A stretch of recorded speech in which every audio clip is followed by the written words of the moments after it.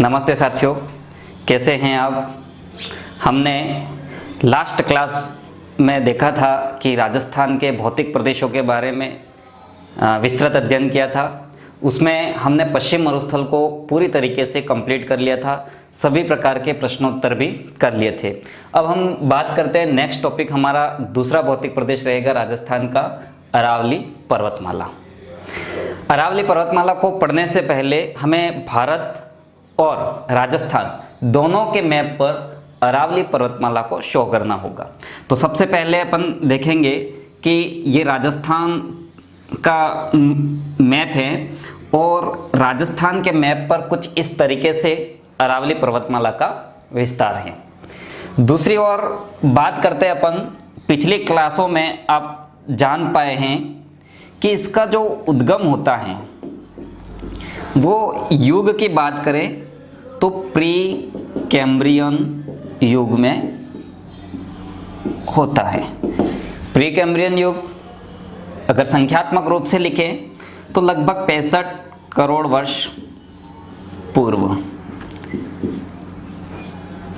65 करोड़ वर्ष पूर्व इसका उद्गम होता है अरावली का। और उस दौरान हम सभी जानते हैं कि भारतीय परिप्रेक्ष्य में ये भारत का जो प्रायद्वीप है वो भी लगातार इस ओर गति कर रहा है, आज भी कर रहा है। संबंधित जानकारी हम इंडियन ज्योग्राफी में क्लियर करेंगे। अभी हाल फिलहाल आपके लिए जानना इतना पर्याप्त है कि अरावली कुछ इस तरीके से थी। हम सभी जानते हैं कि यहाँ 36 द्वीपों का समूह जिसे हम कहते हैं लक्षद्वीप, और लक्षद्वीप में भी एक द्वीप है जिसका नाम है मिनिकॉय। इस मिनिकॉय द्वीप से अरावली का उद्गम माना जाता है। उद्गम युग कब हो गया? प्री कैम्ब्रियन युग। और उद्गम स्थल की बात करें तो कहाँ से माना जाता है साथियों? मिनिकॉय द्वीप से। इस मिनिकॉय द्वीप से माना जाता है। तो मिनिकॉय द्वीप हम देखते हैं कि भारत के पश्चिम की ओर कौन से सागर में स्थित है? अरब सागर में।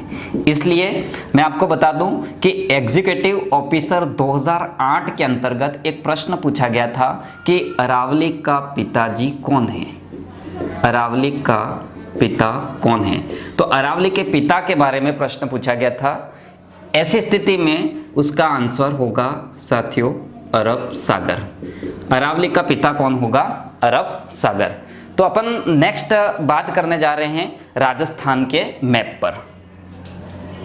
राजस्थान के मैप पर अपन चलें तो ऐसी स्थिति में ये राजस्थान के मैप पर ये दिशा है दक्षिण पश्चिम दिशा और ये है उत्तर पूर्व दिशा।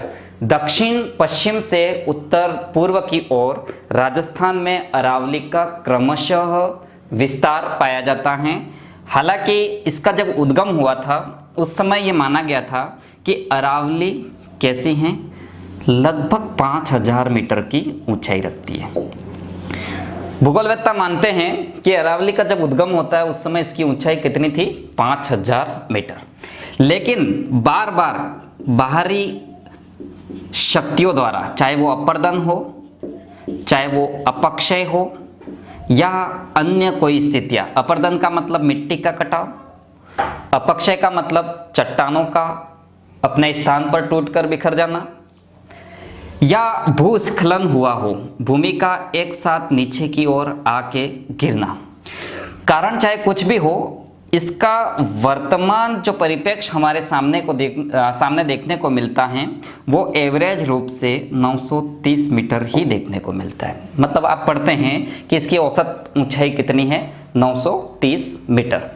अब 930 मीटर इसकी औसत ऊंचाई है, जबकि इसका निर्माण क्रम में इसकी ऊंचाई इतनी अधिक थी। ऐसी स्थिति में यह जो मूल अरावली नहीं रही, इसलिए इसको अवशिष्ट पर्वतमाला कहते हैं। तो एक शब्द हमारे सामने आता है अवशिष्ट पर्वतमाला। अरावली कैसी पर्वतमाला हो गई साथियों? अवशिष्ट पर्वतमाला। दूसरी बात, इसकी विशेषता लिखें अवशिष्ट पर्वतमाला के साथ। सबसे पहले तो हमने देखा इसका उद्गम युग कौन सा है। फिर हमने सेकेंड वन बात की अरावली का पिता किसको कहते हैं? अरब सागर को। हम एक क्रम से इसको लिख लेंगे, पहले समझ लीजिएगा। अवशिष्ट पर्वतमाला इसके बाद ये पर्वतमाला अपनति अभिनति इसको लेते हुए हैं। कहने का तात्पर्य ये पर्वतमाला कैसी पर्वतमाला है? वलित पर्वतमाला है और प्री कैम्ब्रियन युग में बनी, इसलिए विश्व की प्राचीनतम पर्वतमाला कौन सी हो गई? अरावली पर्वतमाला। और विश्व की प्राचीनतम कैसी पर्वतमाला है? अवशिष्ट पर्वतमाला है और वलित पर्वतमाला है। तो इस पर्वतमाला के बारे में हम वापस से देख लेते हैं। अरावली का उद्गम जो हम अरब सागर से देखते हैं, उसके मिनिकॉय द्वीप जो लक्षद्वीप समूह का एक द्वीप है से उसका उद्गम माना जाता है।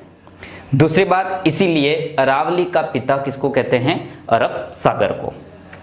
दूसरी महत्वपूर्ण जानकारी अपन लेते हैं कि इसका विस्तार कहाँ से कहाँ तक पाया जाता है। अरावली का विस्तार कहाँ से कहाँ तक पाया जाता है? तो देखिएगा, हमारे सामने अभी 2-4 लाइनें निकल कर आई है। हमने अभी तक जो भी चर्चा की वो चर्चा के अंतर्गत एक तो उद्गम समझ में आया, इसके बाद उद्गम स्थल हमारे सामने समझ में आया कि उद्गम स्थल कौन सा हो गया? मिनिकॉय द्वीप। मिनिकॉय द्वीप, और मिनिकॉय द्वीप साथियों कहाँ पर हैं? अरब सागर में। इसलिए अरब सागर का बाप या अरब सागर का पिता किसको कहेंगे? अरावली पर्वतमाला को। इसके बाद सेकेंड वन शब्द आता है हमारे सामने विस्तार, और इसका विस्तार जो मिलता है हमें पालनपुर गुजरात से लेकर पालमा दिल्ली तक। समझना इस बात को, पालनपुर गुजरात से लेकर पालमा दिल्ली तक इसका विस्तार मिलता है। इस तरीके से वर्तमान में ये अरावली पर्वतमाला गुजरात, राजस्थान, हरियाणा और दिल्ली तक विस्तृत एक विस्तृत और बड़ी पर्वतमाला है राजस्थान भारत की। तो हम इस तरीके से ध्यान रखें कि पालनपुर और पालमा तक इसका क्या पाया जाता है? विस्तार पाया जाता है। और इस विस्तार का राजस्थान के अंतर्गत देखें तो राजस्थान में हम देखें इसका कुल 80% भाग कहाँ पर पाया जाता है? राजस्थान में पाया जाता है। और राजस्थान में भी कहाँ से? तो सिरोही से लगाकर कहाँ तक? तो झुंझुनू तक या खेतड़ी झुंझुनू तक इसका विस्तार पाया जाता है, जो किलोमीटर में है 550 किलोमीटर। तो इस तरीके से साथियों ये सामान्य जानकारी उसके बारे में ली। इसके अलावा भी बहुत सारी जानकारियाँ हम इम्पोर्टेंट फैक्ट के दौरान लेंगे। तो इससे पहले हम अरावली की फाइल को एक एक करके खोलें। आप एक सामान्य जानकारी के तौर पर इसका स्क्रीनशॉट ले सकते हैं। आइए साथियों अब आगे चलते हैं अपन, और उसमें हम देखेंगे कि अरावली का विभाजन या अरावली को कैसे पढ़ा जाता है। तो देखना, सबसे पहले मैं राजस्थान के अंतर्गत जो अरावली बनाई थी उसको अपन बाहर निकालेंगे। सबसे पहले आप मैप पर भी चलते रहें। ये अरावली पर्वतमाला जो है, उस अरावली पर्वतमाला का इस तरीके से विस्तार हमारे राजस्थान में मिलता है। सबसे पहली बात हम यहाँ पर करें तो इसके विभाजन की करते हैं कि अरावली को पूरा एक साथ कैसे पढ़ना रहा। तो सबसे पहले हम क्या करते हैं? विभाजन करते हैं। तो देखिए, राजस्थान के अंतर्गत जो कुल अरावली का 80% विस्तार हमारे राजस्थान में पाया जाता है, उस अरावली को हम 3 पार्ट में डिवाइड करके पढ़ते हैं। वो 3 पार्ट कौन से हैं साथियों? तो उसको अपन देखेंगे। सबसे पहला पार्ट रहेगा दक्षिणी अरावली। दक्षिणी अरावली, फिर मध्य अरावली, मध्य अरावली के बाद उत्तरी अरावली। अब देखना, ये राजस्थान है। इस राजस्थान के अंतर्गत अरावली का विभाजन कुछ इस तरीके से किया गया है, और उसमें हम देखें तो यहाँ पर सिरोही डिस्ट्रिक्ट से लगाकर ठेठ यहाँ देवगढ़, और देवगढ़ कहाँ पर आएगा साथियों? राजसमंद जिले में आएगा। तो राजसमंद जिले तक विस्तृत हैं दक्षिणी अरावली।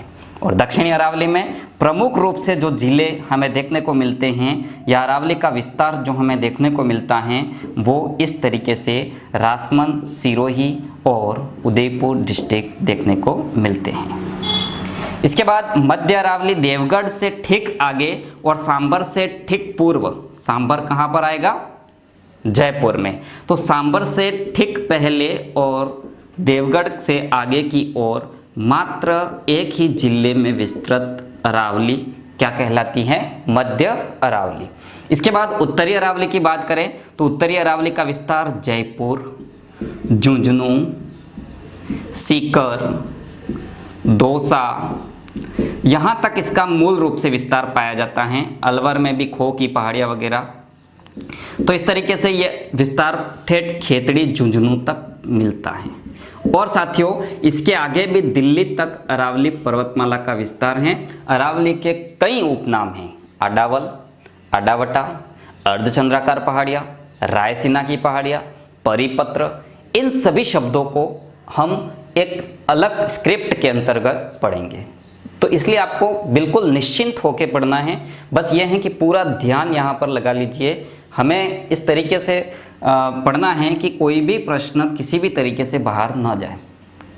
होता क्या है कि अध्ययन के लिए मैं मानता हूँ कि सामग्री भी बहुत है, अध्ययन के लिए प्लेटफॉर्म भी बहुत है, लेकिन उस बीच एक सबसे महत्वपूर्ण स्थिति होती है, योजना कैसी हो और मैटर क्या हो और तरीका कैसे फॉलो करें। तो इन चीज़ों पर हम आगे की क्रम में वीडियो बनाएंगे, आपको अच्छी तरीके से समझाएंगे कि किस तरीके से, एक योजनाबद्ध तरीके से हम अध्ययन करेंगे तो निश्चित सफलता मिलेगी। तो देखिए साथियों, हमने अरावली का कितने भागों में विभाजन किया? 3 भागों में। तो एक चार्ट के रूप में अपन यहाँ पर देखें अरावली, इस अरावली का विभाजन हम कितने भागों में करेंगे? 3 भागों में करेंगे। एक हो गई दक्षिण अरावली, एक हो गई मध्य अरावली, एक हो गई उत्तरी अरावली। देखिए दक्षिण अरावली के अंतर्गत हम देखें तो ये सिरोही के खेड़ ब्रह्म से देवगढ़ रासमंद तक विस्तार मिलता है। कौन सी अरावली का? दक्षिण अरावली का। देवगढ़ कहाँ पे है? रासमंद में। फिर देवगढ़ रासमंद से लगाकर सांभर जयपुर तक कौन सी अरावली है? मध्य अरावली। और ठीक इसी तरीके से सांभर से लगाकर दोस्तों खेतड़ी तक किसका विस्तार है? तो उत्तरी अरावली का। इस तरीके से सुविधा की दृष्टिकोण से अरावली को 3 पार्ट में डिवाइड करते हुए हम हर एक पर्टिकुलरी पार्ट का फाइल खोलते हुए उसके बारे में जितनी भी भौतिक विशेषताएं होगी या हमारे एग्जाम से संबंधित जानकारियां होगी उन सभी को अपन लेने का प्रयास करेंगे। तो सबसे पहला हमारा टॉपिक रहेगा दक्षिणी अरावली, और दक्षिणी अरावली को भी हम सब पार्ट में डिवाइड करेंगे। एक अरावली हो जाएगी साथियों, कौन सी अरावली? तो सबसे पहले हम आबू खंड के बारे में बात करेंगे, और दूसरी अरावली हो जाएगी दोस्तों मेवाड़ अरावली। इस तरीके से 2 भागों में विभाजित करके हम अरावली का अध्ययन करेंगे। आबू खंड के अंदर हमें क्या पढ़ना है एक बार देख लीजिएगा। आबू खंड के अंदर हमें सबसे पहले पढ़ना है बैथोलित। बैथोलित के बाद हमें पढ़ना है भाकर, जो पटवारी भर्ती परीक्षाओं में पूछा गया प्रश्न है और कई बार ये प्रश्न आता रहता है। भाकर के बाद हमें यहाँ पर पढ़नी है नक्की झील। नक्की झील के बाद हमें पढ़ना है गुरु शिखर। गुरु शिखर के बारे में एक प्रश्न दे देकर एग्जामिनर थक चुके हैं पूरी तरीके से। गुरु शिखर के बाद हमें यहाँ पर पढ़ना है उड़िया का पठार। उड़िया का पठार। इस तरीके से आबू खंड के अंदर हमने कुछ इस तरीके से बिंदुओं को रखा है। फिर मेवाड़ अरावली देखेंगे, और मेवाड़ अरावली में भी हम क्या करेंगे? पहाड़ियाँ अलग लिखेंगे और पठार अलग लिख लेंगे। देखिएगा पहाड़ियों के अंदर यहाँ पर क्या पढ़नी है? तो सबसे पहले गिरवा की पहाड़ी, देशहरो, रागा, जरगा, मेवल। पठार के अंदर देखें तो लसाड़िया का पठार, भोमट का पठार, लसाड़िया का पठार, भोमट का पठार, बोराट का पठार और छप्पन का पठार। ये सभी जानकारियाँ हमें दक्षिण अरावली के दौरान प्राप्त करनी है।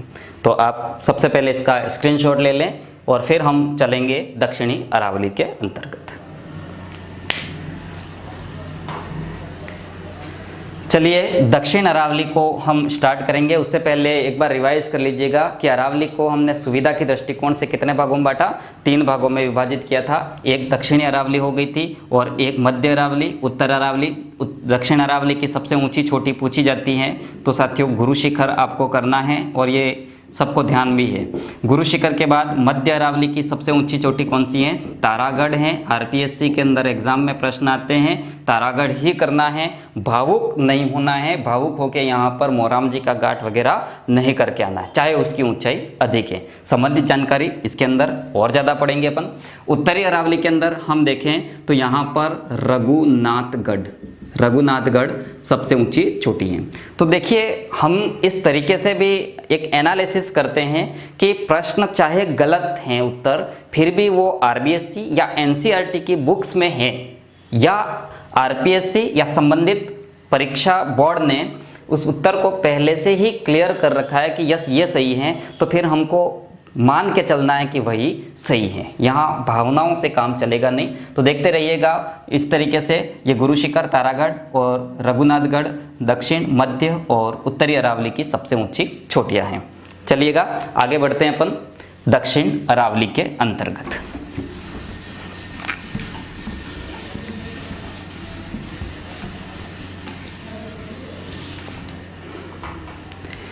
दक्षिण अरावली में हम सबसे पहले लेते हैं आबू खंड।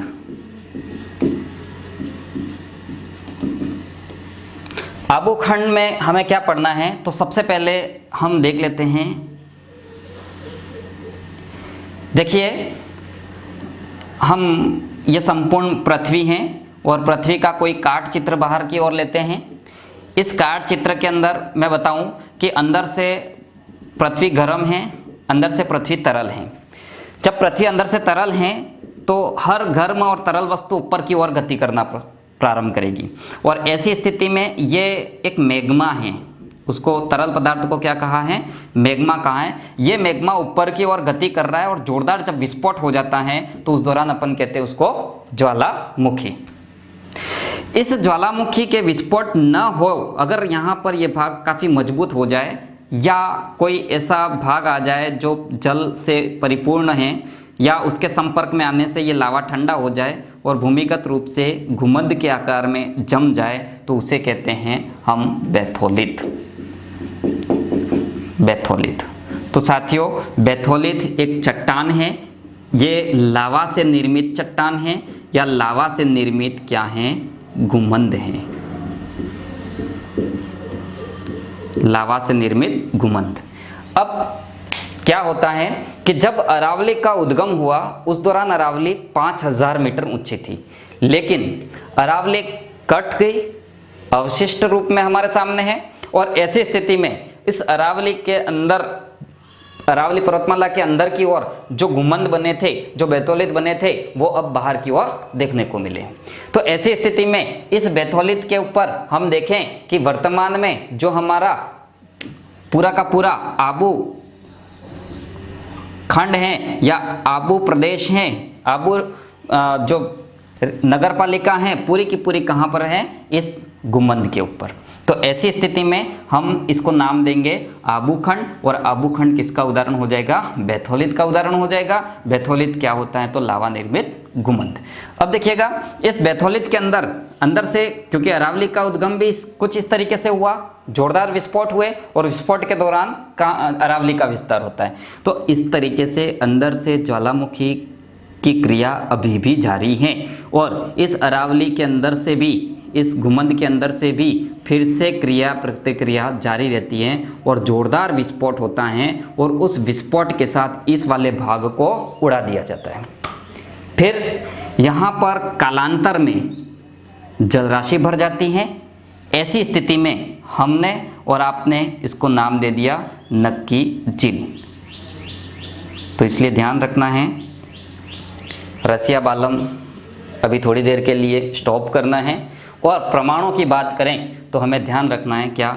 नक्की झील एक ज्वालामुखी निर्मित झील है और ज्वालामुखी क्रिया के दौरान जब एक प्याले नुमा या एक कड़ाई नुमा भूभाग, इस उल्टी टोपी नुमा भूभाग उड़ जाता है और वहाँ पर एक खड्डे में जल भर जाता है, तो ऐसी स्थिति को क्रेटर कहते हैं। इसलिए नक्की झील किसका उदाहरण है? क्रेटर झील का उदाहरण है। ये राजस्थान की सबसे ज़्यादा ऊंचाई पर स्थित झील है, इसलिए हम इसको लिखते हैं सर्वोच्च झील, और आबूखंड के ऊपर इसकी ऊंचाई रहेगी 1200 मीटर। दूसरी बात करते हैं, संबंधित जानकारी आपके लिए आवश्यक है, 1 मिनट के लिए अपन कर लेते हैं कि यहाँ पर आबू रोड नाम की एक उपखंड है, आबू रोड, और उस आबू रोड में एक जनजाति की प्रमुखता मिलती है और वह जनजाति है गरासिया जनजाति। तो गरासिया जनजाति जो हैं वो अपने पूर्वजों की अस्थियां ले जाकर कहाँ पर विसर्जित करेगी? नक्की झील में। अब नक्की झील में अपने पूर्वजों के, अब यहाँ से गंगा या हरिद्वार जाना मुश्किल है, तो ऐसी स्थिति में ये डायरेक्ट यहाँ पर क्या कर देते हैं? अपने अस्थियों को विसर्जित कर देते हैं। इसलिए नक्की झील को हम कहते हैं गरासियों की पवित्र झील, गरासियों की पवित्र झील। क्लियर है? अब उसके बाद हम बात करते हैं कि यहाँ पर फिर से इस तरीके से विस्फोट हुए थे, गुरु शिखर भी बना होगा, पठार भी बने होंगे, तो उनके बारे में अपन जानकारी लेते हैं। अभी आपने सबसे पहली जानकारी ली आबूखंड, जो बैथोलित का उदाहरण हो गया। इस बैथोलित में भी पुनः ज्वालामुखी विस्फोट हुए। इस विस्फोट के कारण क्या बना? क्रेटर बना। इस क्रेटर में क्या भर गया? पानी। तो हमने कौन सा नाम दे दिया? नक्की झील। और नक्की झील साथियों किसका उदाहरण होगा? क्रेटर झील का उदाहरण होगा। सर्वोच्च झील राजस्थान की सबसे ऊंची झील, और हम सभी जानते हैं कि ये शीत ऋतु में बर्फ की चादर से ढक भी जाती हैं, और गरासियों की पवित्र झील भी हमने कह दिया। प्रसिद्ध चट्टान टॉड रॉक और नंद रॉक यहाँ पर स्थित हैं। टॉड रॉक मेढक के आकार की चट्टान है और घूंघट निकाले हुए स्त्री के आकार की चट्टान को कहते हैं नंद रॉक कहते हैं। तो इस तरीके से ये टॉड रॉक और नंद रॉक प्रसिद्ध कौन से झील के किनारे स्थित चट्टानों के नाम हैं? तो ये नक्की झील के किनारे स्थित चट्टानों के नाम हैं। हम आगे की ओर चलते हैं, आप स्क्रीनशॉट ले सकते हैं। आगे की ओर अपन पढ़ेंगे भाकर।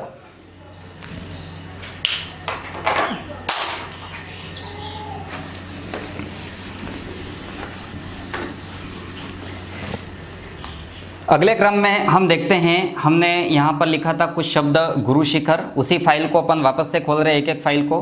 गुरु शिखर, गुरु शिखर के बाद हमने लिखा है भाकर। देखिएगा ये आबूखंड जो था, उस आबूखंड के ऊपर भी कुछ इस तरीके की चोटियाँ पाई जाती हैं, और इसमें से सबसे ऊंची चोटी का नाम है साथियों गुरु शिखर। गुरु शिखर को गुरु माथा भी कहते हैं, ध्यान रखना है कभी कंफ्यूज ना हो।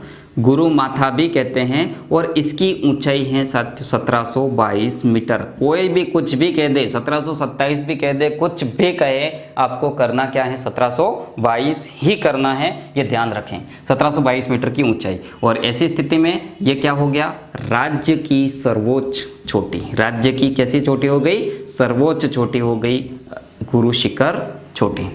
दूसरी बात करते हैं कि इस गुरु शिखर के ऊपर एक व्यक्ति आते हैं घोड़ा लेकर। समझ गए होंगे आप, इतिहास के अंदर घोड़े वाले बाबा के रूप में जाने जाते हैं। एक महान व्यक्तित्व कौन से हैं? Colonel James Tod. Colonel James Tod ने एंटिक्विटीज ऑफ राजपूताना स्टेट के बारे में उन्होंने लिखा, annals and antiquities of Rajasthan. तो उन्होंने एक बात बताई कि यहाँ पर संत तपस्या करते मिले, इसलिए इसको संतों का शिखर बोल दिया। तो संतों का शिखर कहा था कौन से व्यक्ति ने? टॉड महोदय ने कहा था, कर्नल जेम्स टॉड। फिर बात करते हैं कि इस गुरु शिखर से जैसे ही आप नीचे की ओर आ रहे, देखो आपको पूरा माउंट आबू घुमाएंगे, एक एक करके अपन चलेंगे। तो यहाँ से जैसे ही अपन नीचे की ओर आ रहे हैं, एक पठारी भूभाग मिलेगा, और इस पठारी भूभाग को कहेंगे साथियों उड़िया का पठार। उड़िया का पठार।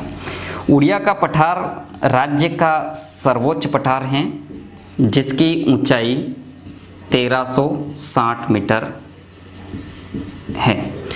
हम बात करते हैं उड़िया के पठार की। ये उड़िया का पठार जो हैं वो लाल मृदा युक्त हैं, और एक बार ये प्रश्न पूछ भी लिया गया है कि अरावली क्षेत्र में कौन सी फसल को आप प्रमुखता देंगे। एक समझ के आधार पर जो प्रश्न पूछे जाते हैं उसमें एक प्रकार के प्रश्न आए हैं कि अरावली के अंदर लाल मृदा का विस्तार अधिकाधिक पाया जाता है और ऐसी स्थिति में लाल मृदा प्लस 80 सेंटीमीटर के आसपास वर्षा होती है तो हम मक्का फसल को सबसे पहली प्राथमिकता देंगे। और साथियों, मक्का फसल हमें उड़िया के पठार में भी देखने को मिलती है। इसके बाद आप नीचे की ओर आ रहे हैं धीरे धीरे यहाँ पर, और इस तरीके से ये पूरी की पूरी नगर पालिका है, आबू की नगर पालिका, जहां आप अचलगढ़ भी देखते हैं, जहां आप दिलवाड़ा भी देखते हैं, नक्की झील भी देखते हैं और भी सनसेट पॉइंट वगैरह सब आपने देख भी रखा होगा। तो इस तरीके से ये पूरा का पूरा आबू खंड क्लियर होता है। हमारा टॉपिक कंप्लीट होता है यहाँ पर नक्की झील, उड़िया का पठार। सेकेंड और महत्वपूर्ण बात आती है नेक्स्ट, भाकर। और इस भाकर को पटवारी प्री परीक्षा लास्ट टाइम जो हुई थी उसके अंतर्गत पूछा भी जा चुका है। तो उससे पहले भी मैंने अपनी क्लासों के अंदर बताया था। तो भाकर क्या होता है, तो इस तरीके से खड़े और तीक्ष्ण ढाल वाली पहाड़ियाँ, समझना इस बात को, खड़े व तीक्ष्ण ढाल वाली पहाड़ियाँ। कहाँ पर साथियों? सिरोही में और उसके आसपास, सिरोही और जालोर के आसपास। तो खड़े और तीक्ष्ण ढाल वाली जो पहाड़ियाँ हैं उनको क्या कहते हैं? भाकर कहते हैं। तो खड़े और तीक्ष्ण ढाल वाली पहाड़ियों को पटवारी की परीक्षा के अंदर कैसे पूछा गया था, तो उसको अपन बात करते हैं। पटवारी की परीक्षा के अंदर इसको पूछा गया था कि यहाँ पर एक प्रश्न पूछा था, रोजा, इसराना और जारोल भाकर ये कहाँ पर हैं, ये पूछा गया था। तो भाकर तो क्या है ये समझ में आ गया हमको कि खड़े और तीक्ष्ण ढाल वाली पहाड़ियों को सिरोही और उसके पूर्वी क्षेत्र में क्या कहते हैं? सिरोही एवं उसके सिरोही के पूर्वी क्षेत्र में भाकर कहते हैं। लेकिन रोजा, इसराना और जारोल भाकर कहाँ पर हैं? तो ये भाकर आपको मिलेंगे सिरोही और जालोर के मध्य। और प्रॉपर ये तीनों कहाँ पर मिल रहे हैं? तो जालोर डिस्ट्रिक्ट में मिल रहे हैं। तो ये प्रश्न आपसे पूछा गया था, आप ध्यान रख सकते हैं। फिर से कोई भी प्रश्न अपन इसी तरीके से छोड़ेंगे नहीं, पूरी तरीके से अपन क्लियर करेंगे। तो इसको एक बार स्क्रीनशॉट ले लीजिएगा। हम अभी तक कंप्लीट कर चुके हैं आबू खंड। आगे की और हम देखेंगे मेवाड़ अरावली। लास्ट अपन ने देख लिया आबू खंड के अंतर्गत क्या क्या चीज़ें हैं, बैथौलित, भाकर, गुरु शिखर, उड़िया का पठार, ये सारी भी चीज़ें। अब हम नेक्स्ट चलेंगे मेवाड़ अरावली के अंतर्गत। तो देखिए साथियों, हम पूरी तरीके से अब अरावली के अंदर भ्रमण करने चल रहे हैं, पूरा घुमाएंगे आपको। देखिए अभी अभी अपन कहाँ से निकले हैं? सिरोही से निकले हैं। राजस्थान के मैप पर भी आप चलते रहिएगा। इस तरीके से आपने देखा अभी यहाँ पर सिरोही था, इस सिरोही से निकलकर हम कहाँ पर आ रहे हैं? उदयपुर की ओर आ रहे हैं। तो उदयपुर की ओर आने की बाद अपन बात करते हैं सिरोही और उदयपुर। हमने बात की है पहाड़ियाँ। देखिए उदयपुर के चारों ओर इस तरीके की पहाड़ियाँ मिलती हैं। बहुत ही महत्वपूर्ण टॉपिक है ये। इस तरीके की पहाड़ियाँ मिलती हैं और उन पहाड़ियों को कहते हैं गिरवा की पहाड़ियाँ। तो गिरवा की पहाड़ियों को हम क्या लिखेंगे? तो गिरवा की पहाड़ियों को हम लिखेंगे तश्तरी नुमा पहाड़ियाँ। तश्तरी नुमा पहाड़ियाँ, तश्तरी आकार की पहाड़ियाँ। देखिए चारों ओर से इस तरीके से गिरवा के अंदर जो ई की मात्रा है ठीक उसी टाइप की ये पर्वत श्रेणियां हैं और जो उदयपुर को चारों ओर घेरे हुए हैं। और इसी सामरिक दृष्टिकोण से देखते हुए इसको एक राजधानी के रूप में बसाया गया। हम बात करते हैं यहाँ की गिरवा पहाड़ियाँ हो गई। फिर हम सिरोही से निकले हैं तो सबसे पहले यहाँ पर आएगा कुंभलगढ़ और कुंभलगढ़ की पहाड़ियाँ। कुंभलगढ़ और इधर से आएगा गोगुंदा। अब देखिए कुंभलगढ़ के आसपास की जो पहाड़ियाँ हैं उनको हम कहते हैं जरगा की पहाड़ियाँ और गोगुंदा के आसपास की पहाड़ियाँ हैं रागा की पहाड़ियाँ। ये प्रश्न RAS मेन के अंदर भी पूछा गया है कि देश हरो क्या हैं, और देश हरो क्या हैं उसके लिए हमें लिखना होगा कि रागा और जरगा की पहाड़ियों के मध्यवर्ती भूभाग जो हमेशा कैसे रहता है, हरा भरा रहता है।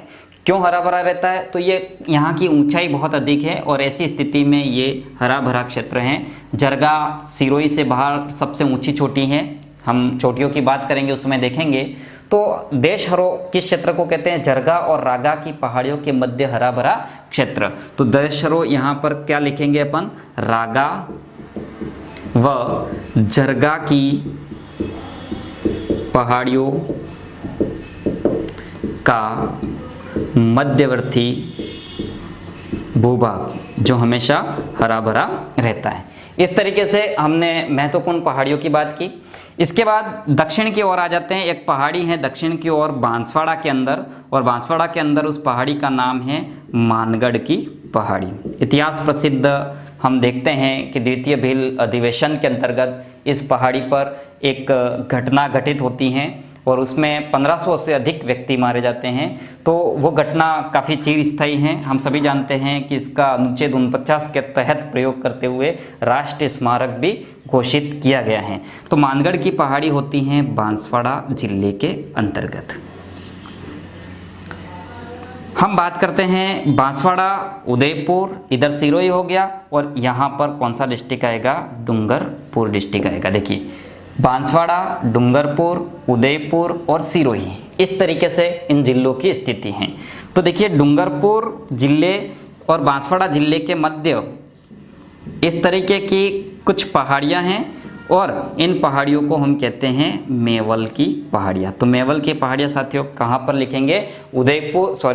डूंगरपुर और बांसवाड़ा के मध्यवर्ती भूभाग में फैली हुई पहाड़ियों को मेवल की पहाड़ियाँ कहते हैं। तो इस तरीके से हमने 3-4 पहाड़ियाँ देखी। सबसे पहले उदयपुर के चारों ओर तस्तरी आकार की फैली हुई पहाड़ियाँ क्या कह दिया? गिरवा कह दिया। फिर हमने कहा कुंभलगढ़ और गोगुंदा के आसपास जरगा और रागा की पहाड़ियाँ हैं। इन पहाड़ियों के बीच का क्षेत्र देशहरो हो गया। फिर चलते हैं अपन डूंगरपुर, और डूंगरपुर से बांसवाड़ा के रास्ते मेवल की पहाड़ियाँ आती हैं। तो ये मेवल की पहाड़ियाँ कंप्लीट हुई। देखिए अभी तक हमने अरावली पर्वतमाला का जो विभाजन किया उसमें दक्षिणी अरावली पड़ा। दक्षिणी अरावली में भी हमने आबूखंड को अलग किया और मेवाड़ अरावली को भी अलग किया। आबूखंड को भी हमने क्रमबद्ध तरीके से गुरु शिखर से लगाकर भाकर तक देखा। फिर हम आगे आए थे अरावली का मेवाड़ अरावली, और मेवाड़ वर्जन के अंतर्गत हमने इन पहाड़ियों को अभी तक कंप्लीट किया। ये पहाड़ियाँ आपके सामने हैं। इनके अलावा हम नेक्स्ट टॉपिक लेंगे प्रमुख पठार और मेवाड़ के प्रमुख दर्रे। एक टॉपिक और रहता है आपका दर्रे। तो नेक्स्ट वीडियो में हम अरावली के प्रमुख दर्रे और पठार पढ़ेंगे। धन्यवाद।